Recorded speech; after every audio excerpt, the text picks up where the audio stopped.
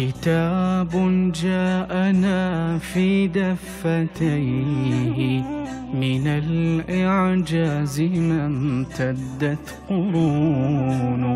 كتاب الله لا تحريف فيه فلا يطغى على العقل الجنون.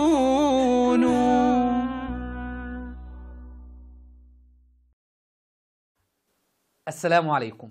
هل الإمامة ضرورة من ضروريات الدين؟ وإذا لم يوجد إمام في الأرض تسيخ الأرض بأهلها؟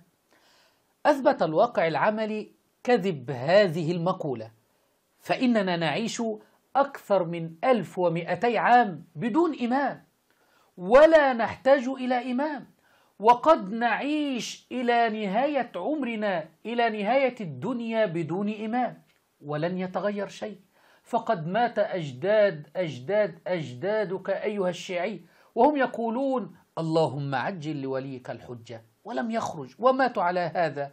فيمكن أن نعيش إلى آخر الدنيا بدون إمام ولن يتغير شيء. إلى عقلاء الشيعة.